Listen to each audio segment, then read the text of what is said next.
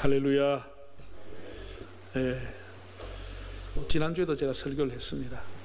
성경 전체의 서론 개괄적인 내용을 말씀을 드렸는데, 오늘 내가 좀 몇 가지 성경 전체 줄거리를 말씀을 드릴 겁니다. 공부하는 시간이라 생각하시고 화면을 한번 보겠습니다. 아주 기초적인 것입니다. 구약이라고 하는 게 39권으로 되어 있는데, 크게 분류하면 4가지로 분류가 된다. 제일 먼저 율법서, 창출 내민신, 가장 토대입니다. 토라라고 말하는 율법이 제일 기초가 되어 있고, 그 다음에는 역사서가 12권이 있고, 시가서라고 하는 것은 욥기, 시편, 잠언, 전도서, 아가, 요거를 시가라, 노래라고, 시와 노래라고 하는 거예요. 그게 5권 있고, 제일 마지막에는 17권의 예언서가 있습니다. 5권의 대예언서, 그 다음에 12권의 소예언서. 이래가지고 일단은 구분을 이렇게 하는 겁니다. 4가지로 구분하는.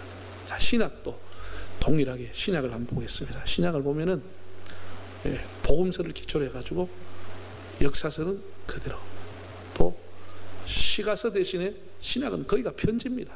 편지, 서신서가 있고 마지막에 예언서가 있고, 이렇게 이제 있는 겁니다. 자, 한번 2가지를 비교해서 보겠습니다. 구약과 신약을 보시면, 구약의 제일 바탕이 뭐라고요? 율법이죠. 신약은 바탕이 율법이라고, 복음서야, 복음이라고 합니다. 율법과 복음, 구약과 신약. 역사서는 똑같이 있습니다. 그럼 역사라고 하는 것은, 구약 성경은 12권이 있습니다. 수사로 산망대 스누에랑 12권이 상하로 다 있고, 신약은 이제 역사서 딱 1권, 교회 역사가 사도행전 1권입니다. 시가서가 5권이 있는 반면에 서신서는 21권이 있습니다. 바울서신, 그리고 공동서신, 이렇게 21권이 있고, 제일 마지막에 예언서가 구약에 17권이 있는 반면에 신약은 딱 요한계시록 1권이 예언서가 있습니다. 이렇게 이제 일단은 성경을 이렇게 구분한다. 그렇게. 자, 2번째 한번 보겠습니다. 이게 이제 율법이라고 하는 것도 결국은 크게 보면 역사에 속하는 것이니까, 역사, 시가, 예언서, 구약을 쫙 이렇게 분류를 해놨습니다. 여러분 보시면은 순서대로 창출 내민신이 쫙 있습니다. 자, 여기에 도표를 보시면 이제 시편, 잠언, 전도서, 아가는 거의 다윗과 솔로몬 시대에 집중되어 있습니다. 다윗과 솔로몬, 사무엘 상하, 열왕기 상, 여기에 집중되어 있고, 그 다음에 선지자, 예언자들, 예언을 했던 선지자들을 보면 거의 언제 활동했죠? 거의 왕조 시대 때 활동한 사람들. 뭐 아브라함이 때, 여호수아 때, 이럴 때는 거의 선지자가 활동하지 않았습니다. 99.9%가 선지자가 언제 활동하느냐? 남북 왕조 시대에 활동을 합니다. 그래서 다 열왕기 상하에 다 모여 있습니다. 이해가 되시죠?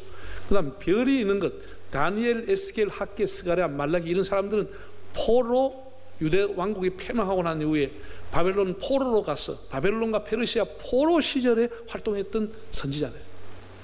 그것이 왼쪽에도 보면은 스느에, 에스라, 느헤미야, 에스더, 이 사람들도 포로 시대 때 활동했던 사람들이다. 그래서 같이 별표 있는 것을 같이 보고, 이렇게 하면 큰 흐름 맥을 여러분들이 대충 이해가 되시죠? 안 되면 다음에 또 넘겨보겠습니다. 성경의 14시대를 제가 이제 구분했습니다. 제가 보고 공부를 해서 했는 건데, 이게 재미가 있습니다. 성경이 구약 창세기부터 계시록까지 14개 시대가 쫙 있습니다. 그 중요 인물까지 다 이름을 넣어놨습니다. 중요한 사건까지 다 넣었습니다. 한번 따라하겠습니다. 창족 출정사. 창족 출정사. 창이 뭐라고요? 창조시대, 창세기 1장에서 11장까지를 원역사라고 합니다. 이게 연대 추정이 불가능합니다. 바벨탑 사건까지. 에덴 동산 가인과 아담과 하와 가인, 이런 것 전부가 다 원역사에 속하는 거예요. 노아도 물론 이 시대에 속하는 사람. 이걸 창조시대라 이렇게 구분을 해보는 겁니다. 그 다음에 족이라고 하는 것은 창세기 12장 아브라함의 부름부터 요셉이 죽음까지, 창세기 50장까지를 족장사라 이렇게 말합니다. 아브라함, 이삭, 야곱, 요셉, 이 4사람을 족장들이라, 족장의 시대라. 세 번째는 노예로 애굽에서 살았다가 출애굽하는 출애굽 시제. 이 모세 이런 사람이 나타나서 모세와 아론에 의해서 출애굽하는 시대가 있고, 그 출애굽 시대가 출애굽기, 레위기, 민수기, 신명기 전부 다 출애굽 시대 때 만들어진 책입니다. 그럼 출애굽하고 난 뒤에 뭐가 있죠? 여호수아 시대, 여호수아에 의해 가지고 가나안 땅에 정복하고 정착하는 시대가 있습니다. 그걸 정복 시대라 이렇게 말합니다. 당연히 여호수아가 나오죠. 갈렙이 나오죠. 네, 그 다음에 정복하고 난 이후에 거기에 정착하면서 350년 동안 왕이 나기 전에 사사라고 하는 사람이 통치를 했습니다. 그걸 사사시대라고 얘기합니다. 사사시대. 이렇게 해가지고 사울이 왕이 되기 전까지 이 5가지 시대. 따라하겠습니다. 창족 출정사. 다음 주에 시험 칠지 모르겠습니다. 맞으면 스타벅스 혹은 커피 한 잔씩 줄 수도 있습니다. 5시대가 딱. 요 가면 대충을 이제 흐름을 아시겠죠? 성경을 조금 이제 교회 떠나든 읽어본 사람은 대충 흐름만 알면 되는 겁니다. 그 안에 중요한 인물들 다 나오고. 자, 그 다음 2번째. 6번째부터 이제 조금 복잡한데 알면은 간단합니다. 이것도 간단한데, 통분잠포 귀 한번 따라하겠습니다. 통분잠포기. 통하는 것은 통일왕국시대. 통일왕국. 통일왕국이라는 게 첫 번째 왕이었던 사울 40년 왕, 다윗이 40년 왕, 솔로몬이 40년, 묘하게 40년씩 세 분이 통일왕국을 다스려 남북이 분열되기 전에 왕을 했습니다. 요게 120년간을 통일왕국시대라 이렇게 부릅니다. 통일왕국시대. 이때는 이스라엘이라는 단어 혹은 에브라임이라는 단어, 유다라는 단어도 동일한 통일왕국 시대를 의미하는 단어다. 이렇게 보시고 성경을 읽으면 됩니다. 솔로몬의 아들인 르호보암이라고 하는 사람이 왕이 됐을 때, 남쪽 유다입니다. 왕이 됐을 때 남북이 분열이 되는 겁니다. 산발선이 꺼지는 거예요. 그래서 북쪽은 여로보암이라고 하는 사람이 사마리아를 수도로 삼고 이제 남북이 나눠집니다. 남쪽은 역시 유다가 예루살렘 성전을 중심으로 유다가 있었고, 솔로몬의 이제 다윗의 적장 아들들이 후손들이 다 다스리는 나라가 남쪽 유대라고 말합니다. 북이스라엘은 남쪽 유대가 볼 때는 완전히 비정통입니다. 왕송인 아니죠. 유다 지파도 아니고요. 이런 사람들이 주전 721년까지 아수르에 멸망할 때까지 여로보암에서부터 호세아 19대 왕인 호세아 때까지 북쪽을 다스렸는데 하나같이 다 악한 왕이었어요. 이 악하다고 하는 의미는 하나님을 불신한 사람이었어요. 하나님을 믿지 않고 다윗의 길로 가지 않았던 사람들을 성경은 악하다고 표현한 것입니다. 그게 아합이라는 유명한 사람도 아합 이세벨이 북쪽에 있었죠. 그게 주전 721년까지를 남북 분열사였어요. 분열 왕국이었어요. 그 북쪽이 아수르에 의해서 패망하고 난 이후에 남쪽 히스기야부터 계속해서 왕이 내려오다가 시드기야라고 하는 사람이 있어요. 주전 586년에 유다 왕국이 패망을 합니다. 130년간을 잔존 왕국 시대라. 남쪽 유대만 잔존해 있다. 그런 의미를 갖고 있습니다. 이때 이제 남쪽 유다, 북이스라엘 이렇게 구별이 돼서 성경은 나옵니다.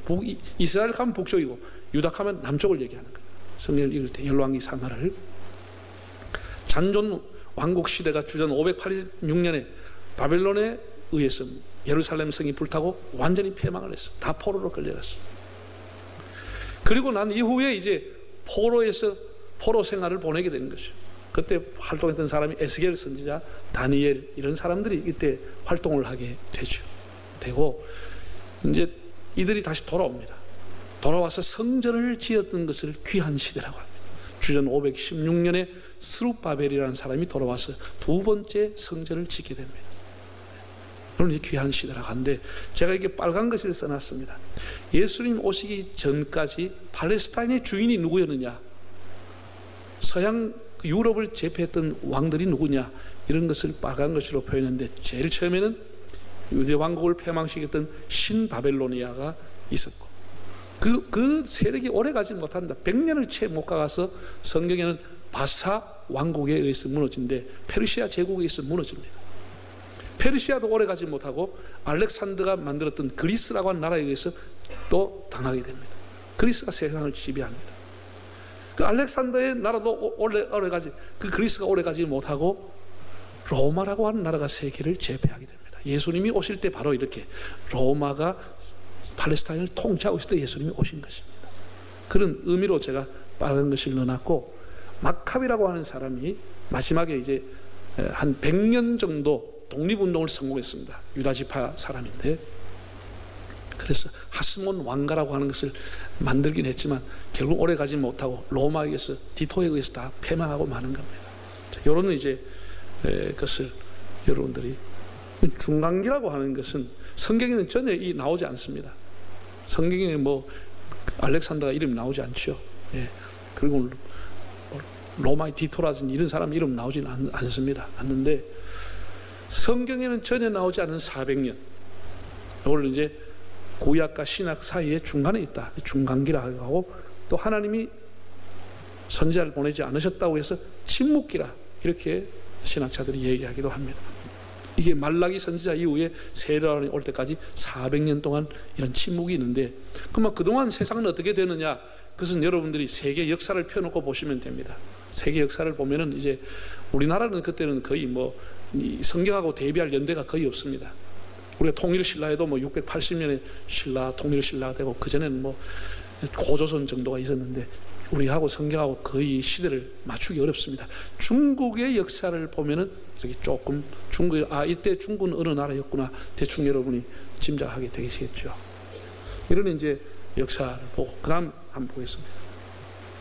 이 중간기를 거치면서 나온 단어가, 구약에는 전혀 없던 게 신약에 나온 단어가 회당이라는 단어가 나옵니다. 성전이 무너져 버렸기 때문에 그들이 모여서 기도하고 하나님 말씀 배우는 것을 회당이라고 이름을 짓습니다. 바벨론 포로 기간에.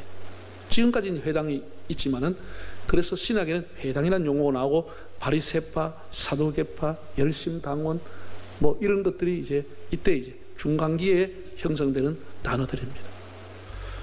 예수님 세례요한이 6개월 먼저 태어나고 예수님이 탄생을 했습니다. 중간기가 끝나고 예수님이 오시는데, 예수님이 이제 삶을 마감하시고 십자가에 돌아가시고 부활 승천하신 이후에 성령이 오시며 교회가 생기게 됩니다. 그래서 지금의 시대는 성령의 시대이고 교회의 시대라, 이렇게 우리가 말하는 것입니다. 여기까지 이제 열심히 적지 마시고 나갈 때 내가 다 나눠드리겠습니다. 자, 우리가 이제 하나님의 존재에 대해 가지고 이걸 신인식이라고 하는데, 신을 사람들이 어떻게 인식했느냐? 복음을 통해서 나라마다 개인마다 신을 인식하는 것은 천태만상이었어. 이 사람은 이렇게 신을 보고, 저 사람은 저렇게 신을 보고, 이 나라는 이렇게 신을 또 신이라고 해서 만들어서 섬기기도 하고, 신이 어떤 존재이냐에 대해서 사람들은 몰랐습니다. 다 더듬었습니다. 왜냐하면 사람은 유한한 존재이고 무지한 존재이기 때문에 무한대의 신을 안다고 하는 것은 불가능한 일입니다. 2000년 전에 1000년 전에 무슨 일이 일어난지 전혀 알지 못하는 사람이 그 신을 안다, 불가능한 것이죠. 그런데 우리가 이제 성경을 보면 하나님께서 신이라고 하는 존재를 알 수 있게끔 살짝이 비춰놓은 게 있습니다. 그걸 가지고 우리가 계시라고 합니다. 자기가 자신을 나타내는 것을 계시라고 합니다. 하나님이 자기를 계시한 것. 그게 어떻게 나타났느냐? 과학자들에 의해서, 이제 철학을 하는 사람들에 의해서, 사회과를 하는 사람들에서 발견이 된 거죠. 우주가 공연이 생긴 것이 아니구나. 일정한 규칙을 가지고 우주가 돌아간다는 것을 사람이 알게 된 것이죠. 낮과 밤이 그냥 되는 것이 아니고 정확한 시간을 가지고 돌아가고, 지축이 23.5도가 기울어져 있고, 사시사철이 있고, 그 질소, 산소 이런 공기 중에 있는 분포라든지, 그 지구 혹은 해와 달이 자전과 공전을 통해서 정확하게 이루어지는 어떤 일정한 규칙을 알게 된 것이죠. 그래서 이 지구와 우주를 생성한 분이 있다. 사람들이 나름 신이라고 하는 것을 이렇게 이제 더듬기 시작한 것이죠. 이런 정확한 철칙과 법칙에서 움직이는 걸 보니까 이 배후에 이걸 움직이는 신이라는 존재가 있다라고 하는 것을 사람이 알게 된 것이죠. 이걸 가지고 뭐라 그러냐? 자연 계시라 이렇게 합니다. 자연 계시 혹은 일반 계시라 이렇게 부릅니다. 일반적으로 모든 사람이 조금 관심을 가지면 알 수 있는 것이죠.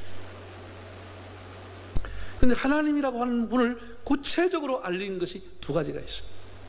하나님이 자기를 존재를 알리는 게 뭐냐? 하나는 예수님을 통해서 알려줬다는 것입니다. 예수님을 통해서. 예수님을 통해서 우리 하나님을 아는 거예요. 하나님 나라를 알게 되는 것이죠. 예수님이 뭐라 그랬어요? 나를 본 자는 아버지를 보았거늘 나와 아버지는 하나이니라. 이렇게 예수님을 통해서 하나님이라고 하는 존재와 그 하나님이 어떤 분이라고 하는 것을 분명히 보여줬다는 것이죠. 이게 특별 계시라는 것이죠. 자연 계시가 아니고. 두 번째, 하나님의 존재를 특별히 밝혀준 게 뭐냐? 성경이라고 하는 것입니다. 이 지구촌 어디에 가도 하나님의 존재와 하나님 말씀이 없는데 성경만은 하나님의 존재를 명확하게 가르쳐주고 있다는 것입니다.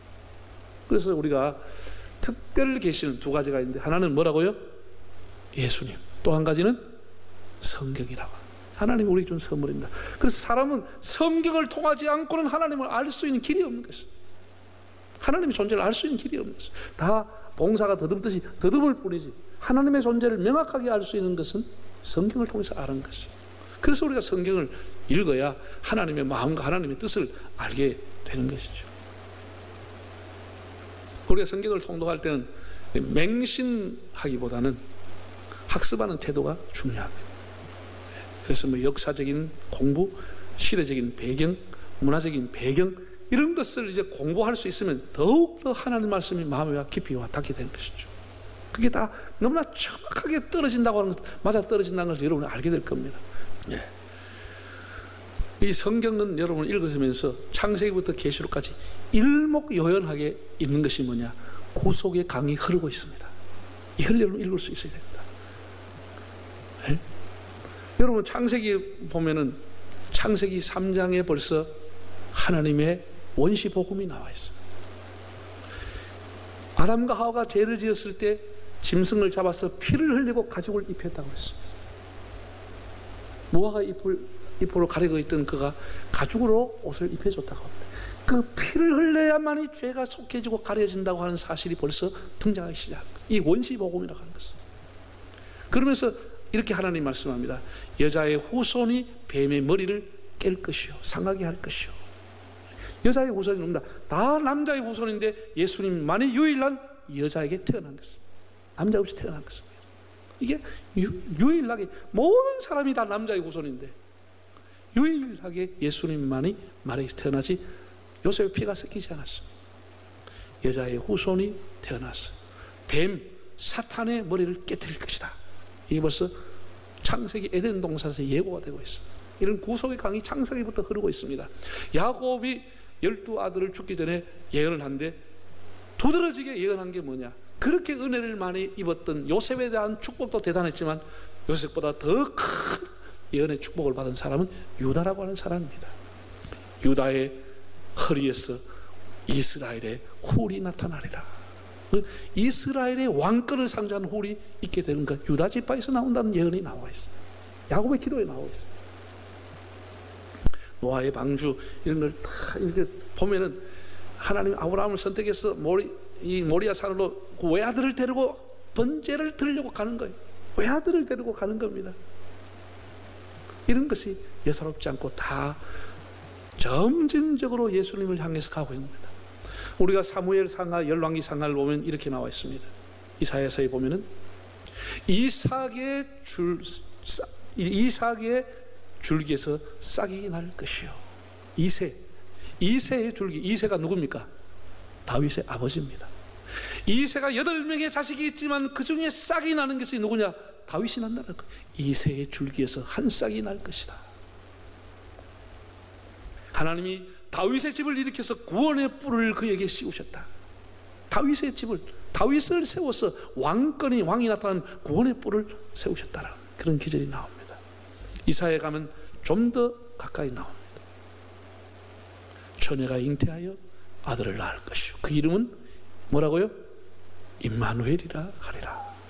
한 아기가 태어났으니 그는 정사를 메고 기묘자여 전능하신 하나님이라. 이제는 그 한 아기가 전능하신 하나님이라고 구체적으로 나와 있습니다. 점점점 확대해 가서 미가라고 하는 사람은 뭐라고 했냐? 예수님이 태어날 장소를 예언하는 거예요. 베들레헴 에브라다야, 네가 작을지라도 네게서 이스라엘 다스리는 목자가 나올 것이다. 구체적으로 예수님이 태어날 장소까지 점점점 확장돼서 오는 것이 구약이라고 하는 겁니다. 그래서 우리가 구약을 읽으면서도 무엇을 보느냐? 구속의 강이 흐르고 있고 예수님에 관한 얘기가 계속되고 있다고 하는 것을 여러분이 아시면서 구약을 보시면 더욱더 성경이 마음에 와 닿게 되는 겁니다. 네. 우리가 이제 어떤 사람은 그럽니다. 이거 구약이라고 하면 이스라엘 역사인데 우리가 그걸 공부할 필요가 있느냐, 그런 생각하는데 천만의 말씀입니다. 자, 오늘 모세가 설교한 것을 제가 본문으로 여러분에 소개했습니다. 5장 3절을 다시 한번 읽어보겠습니다. 이 언약은 여호와께서 우리 조상들과 세우신 것이 아니요 오늘 여기 살아있는 우리 곧 우리와 세우신 것이라. 자, 여러분 잘 들으세요. 모세가 광야 생활 40년 하는 동안에 40년 동안 이스라엘 출애굽했던 세대는 다 죽었습니다. 여호수아, 갈렙, 모세 세 사람만 남고 다 죽었습니다. 이제는 이 모압 평지에서 땅만 건너면 약속의 땅 가나안으로 가는 겁니다. 이 마지막으로 60만 장정들, 광야에 태어난 사람이 장정만 60만이라고 했습니다. 60만을 세워놔 놓고 모세가 마지막 유언적인 설교하는 내용이 실려 있는 것이 신명기입니다. 모세 유언인 설교입니다. 크게 두 편의 설교가 실려져 있습니다. 모세가 광야에서 태어난 세대, 출애굽 세대는 다 죽었고 우리가 광야에 태어난 세대를 뭐라고 가르쳤냐면 만나 세대라 이렇게 부릅니다. 왜냐하면 그들은 어릴 때부터 만나를 먹고 자랐습니다. 가나안 땅에 들어가서 농사하고 난 이후에 만나가 그쳤기 때문에 그들은 지금까지 40년 동안 만나를 먹고 사는 사람이에요. 나이가 제일 많은 사람은 40살, 다 만나 먹고 사는 사람. 그래서 그 사람은 만나 세대라고 하는 거예요. 만나 세대가 결국 가나안 땅에 들어가는 겁니다. 출애굽 세대는 다 못 들어갔습니다. 이 출애굽을 목전에 두고 가나안 땅을 목전에 두고 만나 세대에게 모세가 한 설교가 뭐냐? 십계명이라는 모든 율법과 언약은 우리의 조상들이 하나님과 세운 것이 아니고 오늘 살아있는 우리와 하나님이 세운 언약이다. 지금 나와 하나님이 세운 언약이니까 바르게 들어라, 이런 설교를 하고 있습니다. 그러면 이 구약의 말씀은 모세 시대 때 출애굽 세대나 만나 세대에게 하신 약속이 아니고 오늘 살아있는 우리와 하나님과 맺은 언약인 줄로 믿습니다.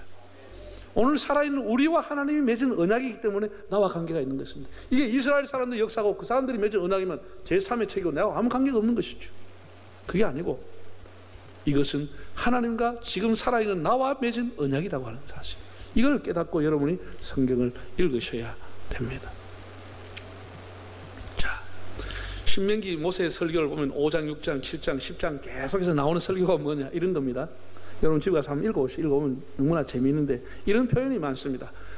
후일에 네 자손이 묻거든, 이런 표현이 계속 나옵니다. 후일에 너의 아들이 묻기를 아빠 유월절은 왜 지키는 겁니까? 물으면 이렇게 답을 하라. 아빠, 우리가 왜 이 추운데 광야에 가서 이 나무가지를 걸쳐가 텐트를 치고 일주일 보내야 됩니까? 후일에 네 자손이 물으면 이렇게 답을 해라. 우리가 왜 맛없는 딱딱한 빵을 먹고 왜 이 쓴 나물을 먹어야 됩니까? 후일에 네 자식이 물을 때 이렇게 대답을 해라. 이걸 가르쳐준 게 신명기입니다. 돌무더기가 쌓아 있는 것을 보고 이 돌이 무슨 의미가 있습니까? 후일에 네 자손이 이 돌이 무슨 의미뇨? 라고 물을 때 이렇게 답을 해라. 이 율법과 이 십계명과 이 제도는 누가 만든 것이며 왜 우리가 지켜야 됩니까? 후일에 네 자식이 물을 때 이렇게 답을 해라. 참 놀라운 얘기입니다. 하나님께서는 이 만나 세대에게 주신 사명이 뭐냐? 다음 세대에게 신앙을 전승하고 계승할 사명을 주신 것입니다.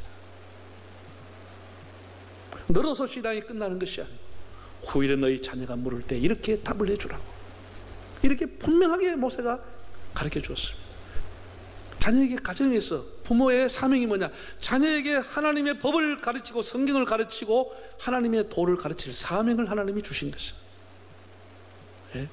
이 홈스쿨링이라는 것, 가정에서부터 하라는 것이죠. 가정에서부터. 그래서 여러분 이게 잘 들으세요.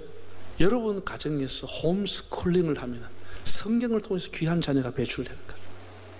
이건 사회에서 못 배우는 겁니다. 어디 가서 배울 수 없는 겁니다. 이번 기회에 여러분 자녀와 함께 성경을 읽으십시오. 석자리와 같이 읽으십시오.